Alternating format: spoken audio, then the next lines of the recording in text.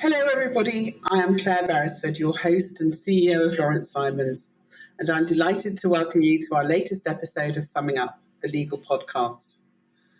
For those of you who are joining us for the first time, we provide fresh insights to help leaders in the legal industry prepare for and to navigate the rapidly changing and evolving business landscape.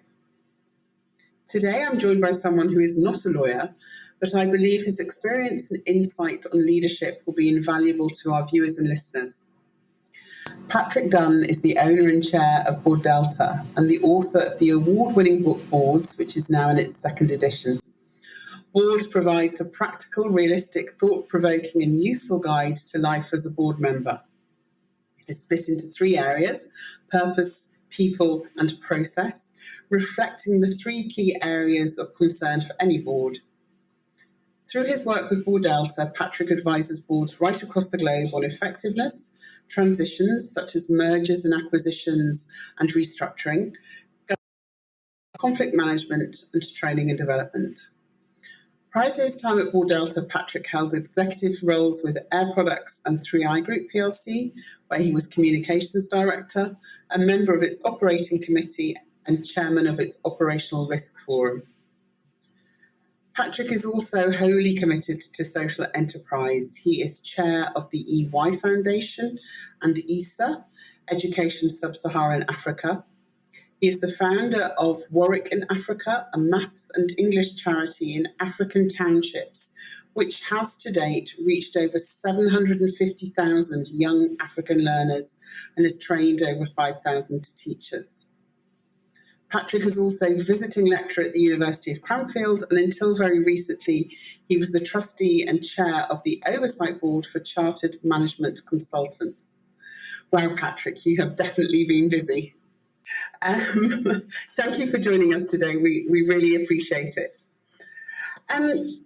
We always start the podcast, Patrick, sort of right at the beginning, because everybody has a thread, everybody has a story. And that story often starts in childhood. So what was home like for you growing up? Where did you grow up? So I was born in Toxteth in Liverpool, which is a fascinating place. It's still fascinating today. My family was Irish, so literally came over on the boat, and I was born in England. Where we lived in Toxteth was obviously pretty challenging, but I had this most amazing mother. Sadly, my father wasn't. Well, he was amazing, but not in a good way.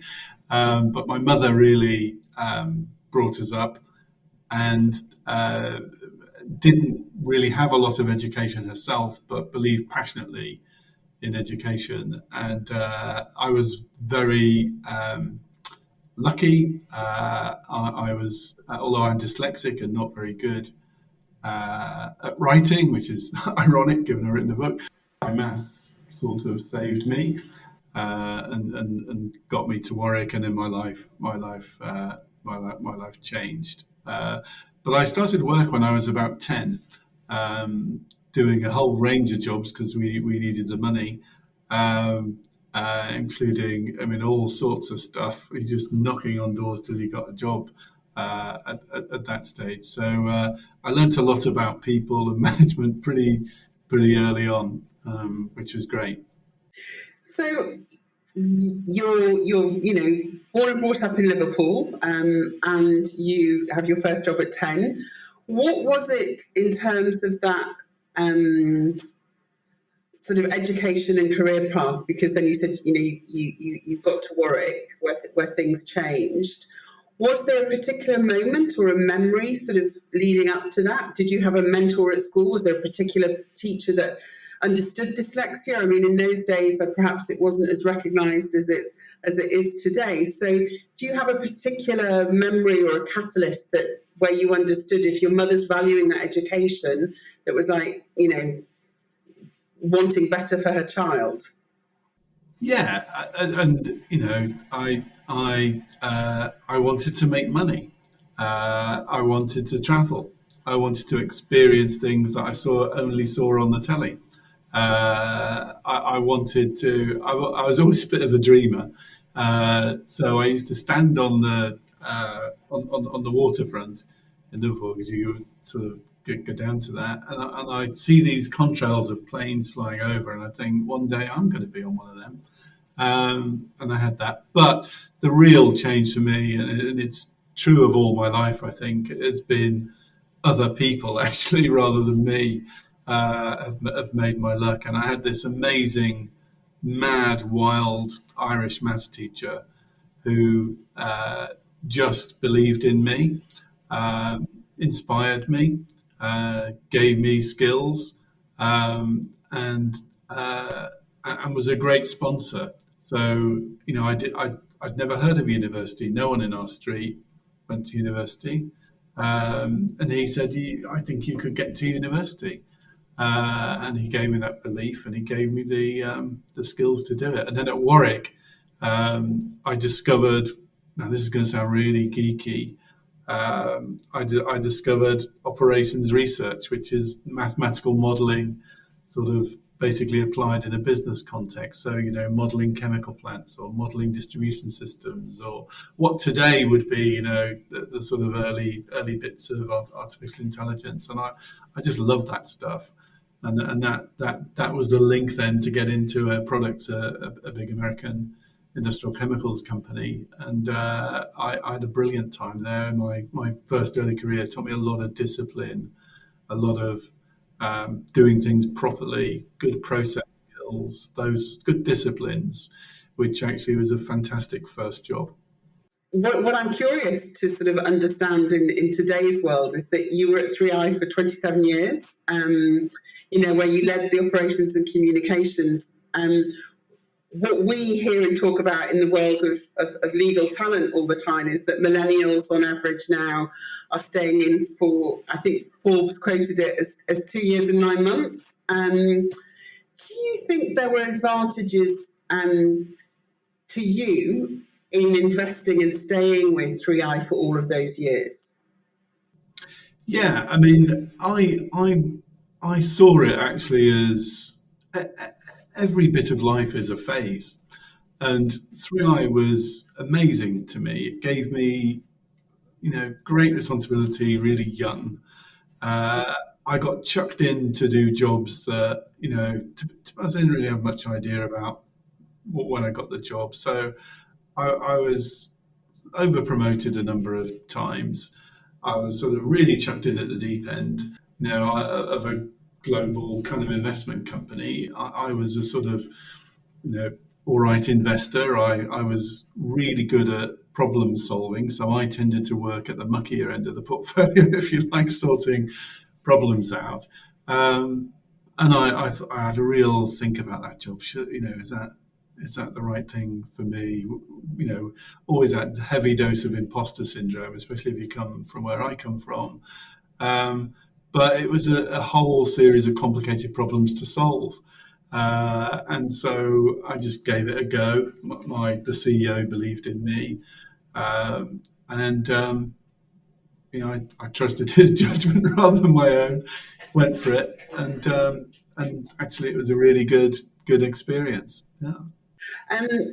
You were speaking about imposter syndrome, and that's something that I think is interesting from your perspective now, where you're giving advice to boards. I think it's something everybody lives through at some point in their career, being over promoted. How were you able to navigate that? When and where did that voice stop, if indeed it did? It hasn't stopped. So, I mean, I got an OBE the other day and I felt awful. I thought this shouldn't really be for me. I think if you come from a place like I come from, I mean, I had a little expression when I was a kid, which was, imagine what you could do now.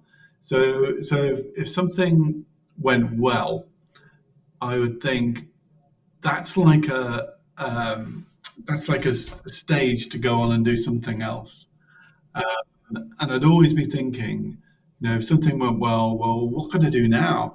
I got a degree, amazing. What can I do now? I can work in London. When I graduated, there was one job for a graduate in the city that year. It was a very bad year, 1980 in Liverpool. A lot of people will remember that time as being very dark for the city. So we basically, those of us at the time who managed to get degrees, we literally had to pack our bags and go to London or somewhere else. That's what we did. But rather than think, oh, awful, I was thinking, wow, this is like so exciting. And off I went. So whenever something, I have had a good opportunity and I've gone for it after usually a lot of thought, not dewy-eyed. I I use a triangle actually, which I'm sort of a bit geeky mathematically, but triangles are great at working out complicated problems. So usually, lots of jobs I've had have been complicated when I've taken them over, and I've just sort of worked through purpose, people, and process, and it's what I use to, as you described before about the book. So, what is the point of this function or this company? Um, uh, can we get the right people working together in the right way? And can we put some good, simple process in the plumbing, if you like, of an organisation to make it all work? And I think if you've got clarity and alignment behind the purpose, you've got um, the right people working together in the right way, and you've got good process that works, you're probably going to be all right if your fundamental call on the organisation is okay. You can make money doing this or whatever. So I've done a lot of change management over the years, changing out people, bringing in new people. I've made um, quite a lot of appointments of like a new CEO. So at ESSA, which I chair, it was a first time CEO. At LEAP, a charity I helped to build, that was a first time CEO. At EY Foundation, similarly. So I've been very fortunate in picking people, or they felt drawn to the situations that I've been involved in, and helping them to develop as a really good CEO or a really good manager. There's a thread here to me that you spoke right at the beginning about when you've got your first job at 10 years old and being around people, and then your mad maths teacher and people. There's clearly something sort of in your maths brain that understands that the problem solving and the complexity can only really work in organisations if you get the people right and engage them in the right way, which I think is interesting, because if I may, I'd like to sort of touch on that board leadership that you do so brilliantly, if I may say so. There's complexity in the world today. We know this. If you think about just in your sort of career span, when you first started to now, we've got pandemics and global conflicts, global warming, there's geopolitics, turbulence. We're currently living with rising inflation, which obviously are presenting huge challenges to boards and to C-suite leaderships. You advise boards all over the world, Patrick. But are you seeing that there's any consistency in the challenges that they're facing across? It doesn't matter where in the world you are, doesn't matter what sector you are in the world. And if you are, is there any advice that you could share with our viewership and those that are listening for navigating some of those challenges? Yeah, I mean, something I rely on a lot is a technique that we used at LEAP to help young people manage conflict more effectively. And often they're in an uncertain environment, often a highly charged, uncertain environment. And I think the context that we're in the world at the moment is one of great flux. I mean, there's enormous factors, vectors, forces sort of pushing us around all over the place. But fundamentally, you have to figure out what are the facts, what are the interpretations that we might reasonably draw? What choices have we got? And then what's the best decision given the information we've got? Not with hindsight, but what now, given what we know, in terms of what are the facts and what are the interpretations. And we called this FIDO at Leap, and it's a great technique when you're in a conflict situation. And often you find you've got more choices than you think you have. You'll often hear people say, oh, we got no choice, we had to do this. Actually, I much prefer an active, positive choice, even if it's to do something that might be painful. We're doing this positively, actively, because we really believe this is the best thing that we can do with the information that we've got. I find a lot of times people get hung up on guessing what the facts are rather than saying, that's a fact. This is something we're going to make a judgment call, and judgment is probably the key thing in these things. I think the other thing is that often when things are difficult, you get a lot of loud voices in a room, very often opinionated, often very strongly held views. And in my experience, often the introverts in the room, those who are calmer, quieter, more reflective, more thoughtful, actually are the ones to really, really listen to when something is going on. And so in terms of building boards, I like to have a combination of people who are extrovert and people who are introvert. I think there's a bias in our society in the UK, in the US, in a number of other countries to extrovert.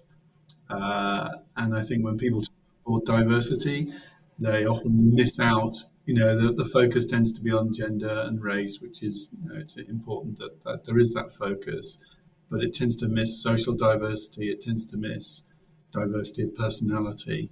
And I think introverts have got a lot going for them in a crisis. That's a really great point to segue into my sort of next question to you, really, because we know diversity is hugely valuable.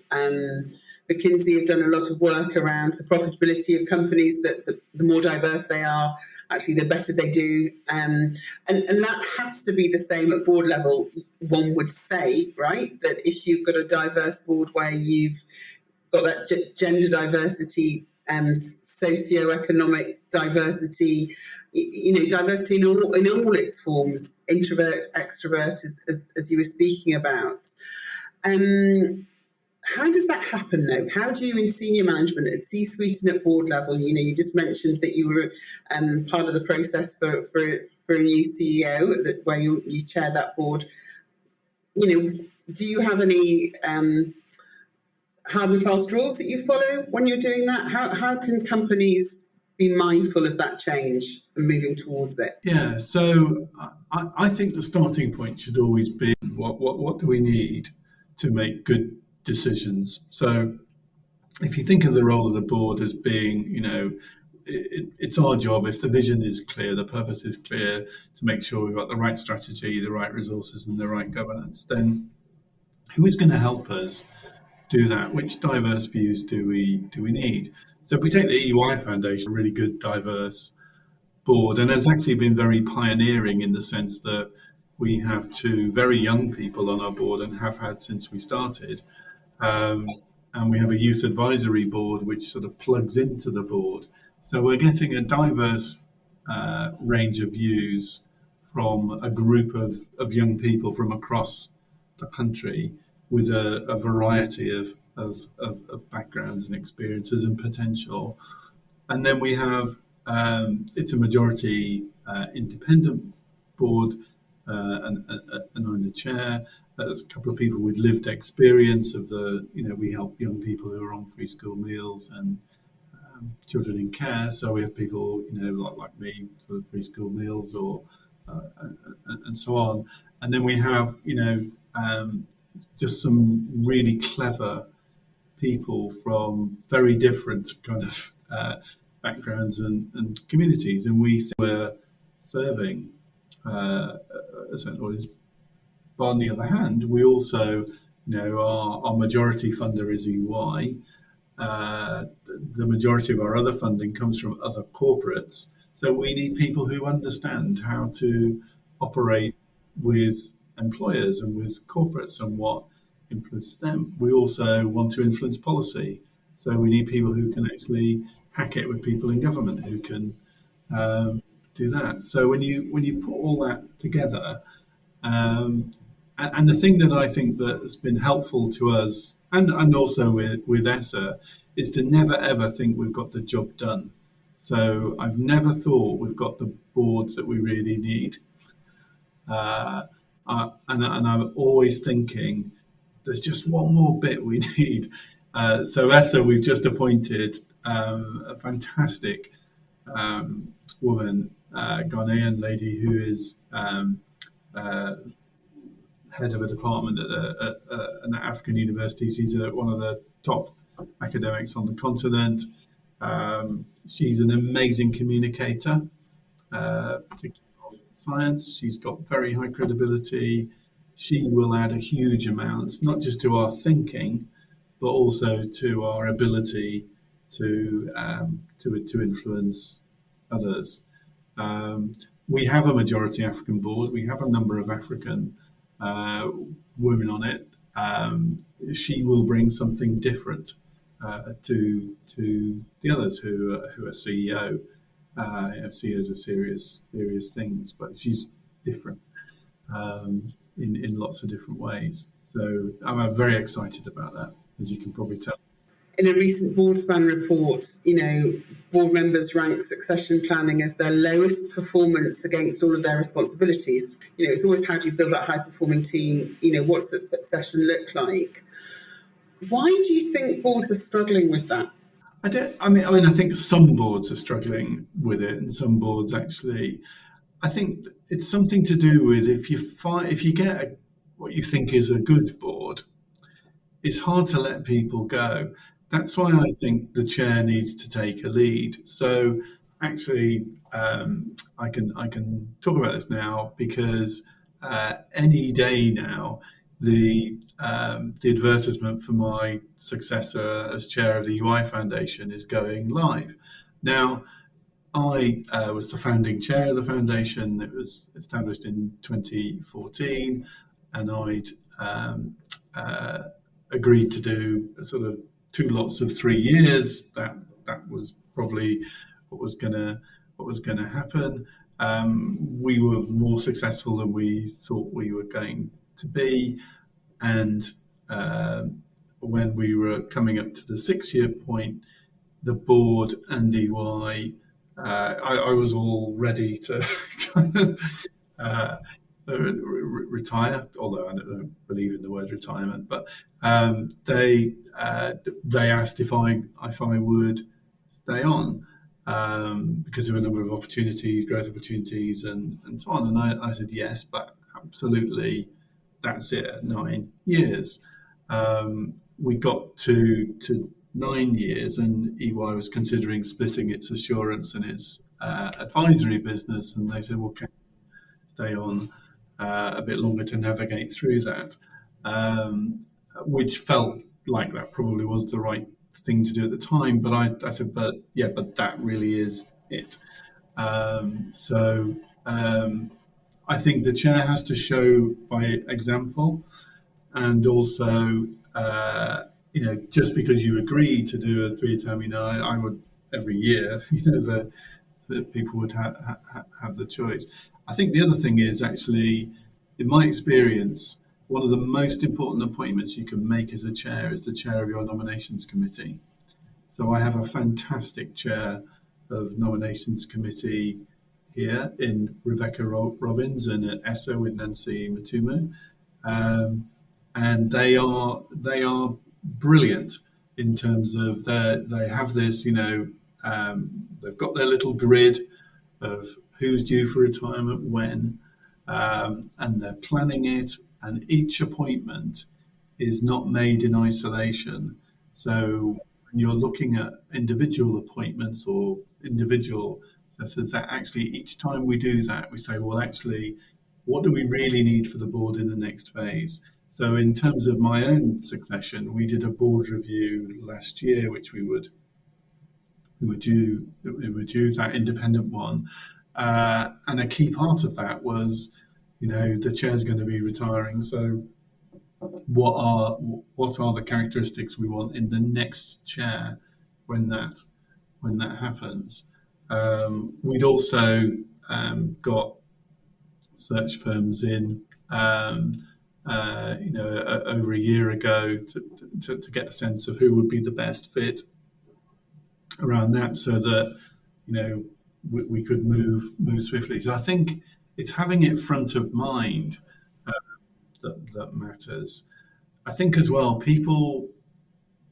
It may be an English thing, and it may not be a sort of thing with my Irish root, that it is. There's always this fear of offence, and it's all delicate, and people try. My grandmother told me that, she was always a little bit suspicious of the English because of stuff that happened in her past. And she said, it's really important that you listen to what people say, but even more important to listen to what they think.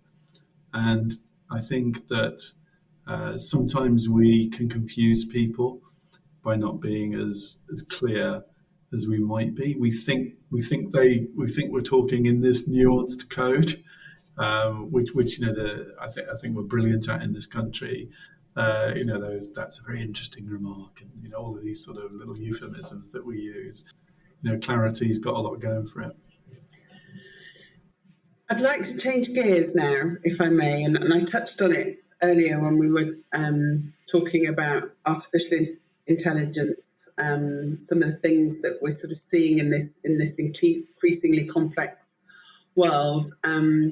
We're particularly busy as an organisation in compliance currently. Compliance and risk seems to be the areas where companies are putting a lot of effort and energy, focus, resources, and we're seeing this shift from sort of CSR into ESG, yes, we should be responsible, but actually there's a bigger picture at play, and we've also got regulation coming down the track. We know, for example, in the EU, there's a sustainable finance disclosure regulation, and our friends across the pond, the Securities Exchange Commission in the US has got very far-reaching arms. But it's that sort of never decreasing, always increasing thing around compliance and cyber and digital and all of those things that we're facing in today's world. And I was a couple of points here, really. In terms of ESG strategies, what are you seeing? Is there a one size fits all?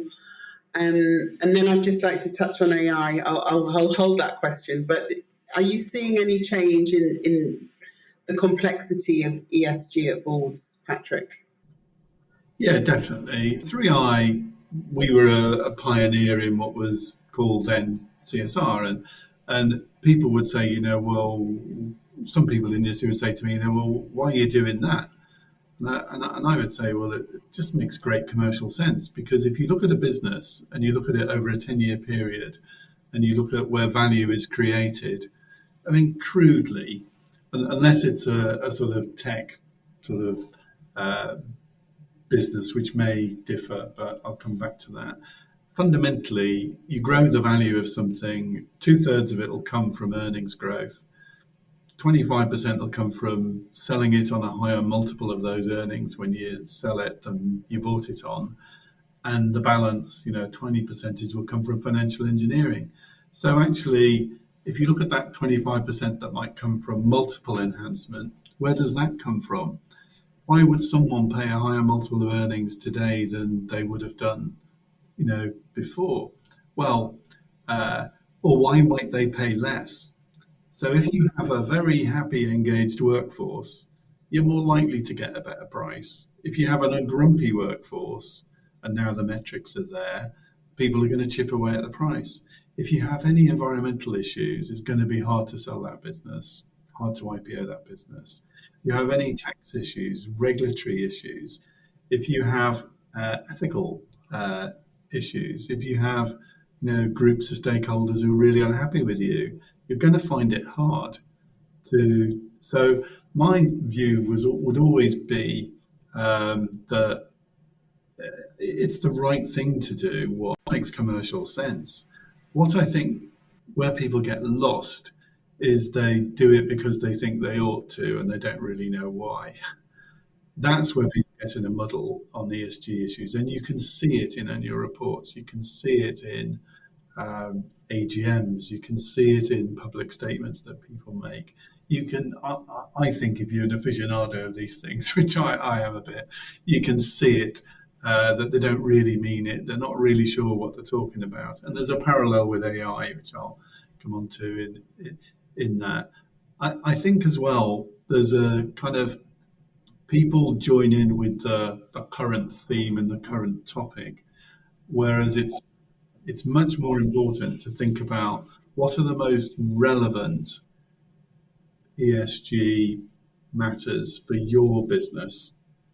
What are they? So, for example, 3i was probably the first globally to say, actually, the which portfolio companies we invest in, what they do, is probably where the biggest impact will be for us in terms of communities, the climate. I mean, the whole business. So we put a lot more environmental due diligence. In fact, we even backed a company to do an environmental consultancy, because at the time where we had this thought, there wasn't a business doing that. So we actually invested in a company that would then provide environmental due diligence services to private equity firms. So that was a good example, I think, where that was relevant to our business. We made a lot of money from that investment as well. But actually, I think it did a lot of good too. You touched on just that around sort of, what's the new thing, what's the thing that everybody's looking at, and there's no doubt if you read any of the press, machine learning, artificial intelligence, it's front and center, and I think there's a responsibility sort of in boards to really understand how some of those technologies can advance the business. And equally, there's a concern that is it going to be a black swan event, right? Is it just something that we're not prepared for? We haven't seen that coming. What does that risk look like? So there's a wariness as well there. Do you have any thoughts, if any of our viewers are, any senior teams that are sort of wrestling with these? Do they onboard it? Do they not onboard it? We know that in our world, lawyers are trying to work out the legal implications of it. Okay, well, what does that mean for the data? They've understood how they can move data. They've understood all of that. But then there's just this other that is a brave new world in many ways. So do you have any view on how you can onboard whilst you're mitigating that risk and ensuring compliance? Yeah, so the first thing I think is that, and I wrote a LinkedIn article about this, about how data savvy is your board, because a lot of this boils down to the use of data.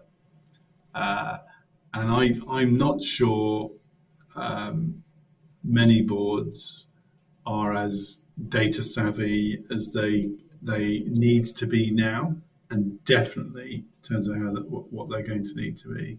How often are they saying data savvy? They talk about digital, but in this sort of nebulous way. But actually, what this is about, what you're talking about, is the use of data and the use of that data specifically for making decisions. Now, at the moment, I think a lot of companies don't have an AI strategy. So even if that's just let's actually watch and learn, and let's think about which areas of our business actually are going to be where there's going to be most opportunity for the use of artificial intelligence, or where there's going to be most threat to our business from artificial intelligence. As a board, it's interesting. Some boards are experimenting already with using artificial intelligence. but they're experimenting, using it to help inform decisions that they're going to take rather than taking decisions for them. And you can see some investment decisions which, follow a pattern where there's an evidence-based kind of record of, if you do this, you're more likely to get better result. You can see those sorts of things people are sort of toying around with. But I think at the moment, the job of a board is to say, okay, let's understand this. What is it? So I hear the word, algorithm bandied around a lot, but I'm willing to bet that a decent proportion of people who use the word algorithm most frequently don't really know what an algorithm is.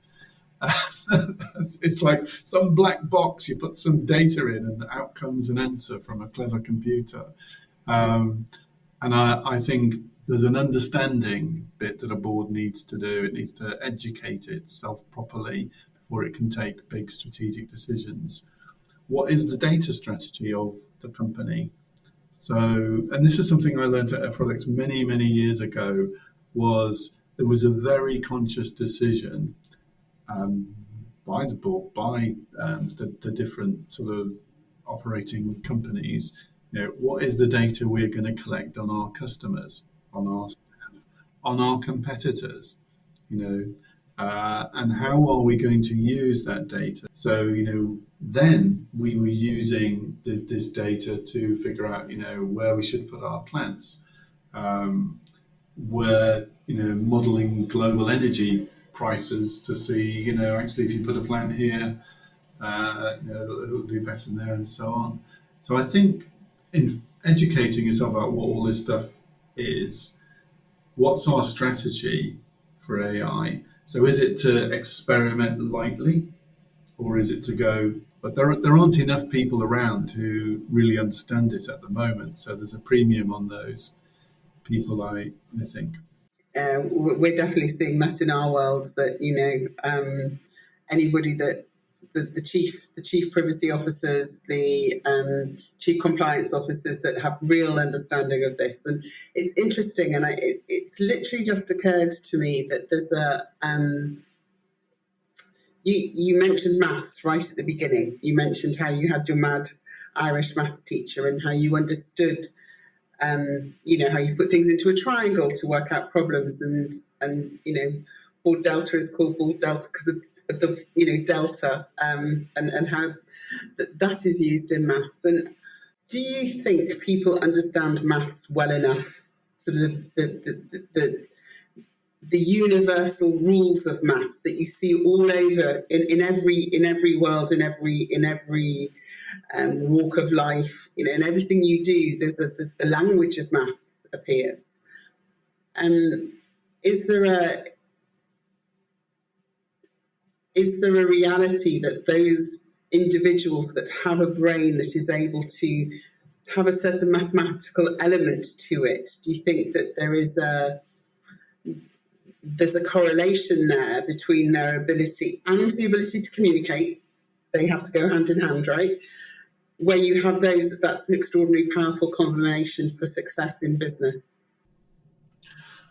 I think so, but I mean, I like balance, and so I'm not sure I understand all the fundamentals of maths either, but I think there's a sort of thing around maths, and you've got sort of ends of a spectrum that you've got that everyone must be good at maths, and actually we must play to our strengths, and we must manage our weaknesses.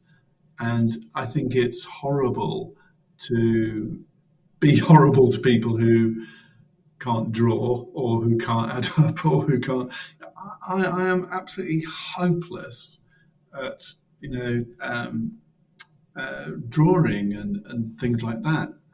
Yet I admire deeply people who've got the creative talent to communicate in that way and to have ideas in that way. I love that. And I think that nexus of the sort of science and arts is a fantastic place. And you can either get that sometimes in the same body, like a Leonardo da Vinci, amazing guy, or you can get it with a couple of people coming together, one who is very artistic and one who is very scientific, and I'm anxious about an identikit perfect board member. I'm much more interested in what's the collective range of talents and personalities that will create something beautiful. I think that's more where I'm coming from. But yes, do I get frustrated when I see someone put a slide up that where the numbers are up the creek but no one's noticing? There's a polite way of unpicking that. Just remind me of the data set, please, or could you just explain why that's really correlated, or things like that you can pick away at something without making someone feel inadequate. I mean, I think it's very much back to that diversity, isn't it? And you've been doing this for a period of time now, Patrick. You've been leading Bordelta for over 9 years. And not that it is anyway, this question is not designed to be sort of like a farewell thing, but what haven't you yet done? What are your plans for the future? What's your sort of next stage in your development in that role? Well, I mean, I think Bordelta is going to carry on. I mean, it's a lovely little business, and it's great fun. And so I really love doing that, and I'll continue. And I keep learning through that every week. Learning through that. I think ESSA, which was a startup in 2016, is really going great guns and has huge potential. We're working on some of the biggest systemic problems in African education. We won't get there in my lifetime. And in a few years, I'll I was the founder, but I will hand over the chair role to one of the amazing board members. And I love watching that and helping that on the sidelines. I've got an idea at the moment for another startup, and I'm noodling away at the moment as to. It's one of these things where, as an investor, you often see ideas, you think that's a fantastic idea, but not with that team. That's a great team, but that's not the idea that's gonna. So I'm going through that beating up of myself at the moment, and asking some friends to beat me up in terms of here's my idea, and am I really the right person to do this, or actually should I just give the idea to someone to go do that? And I'm also I may well do another book, and actually another 2 books. So a few things. Well, I will await those with great delight, because you are. It seems a little unfair that you're also able to write so beautifully, because they are beautifully. Perhaps it's the Irish in you, that you have the gift of how you use prose. It is wonderful to read. We always finish our podcasts, Patrick, with the same question, which is, what's the one thing you can't live without?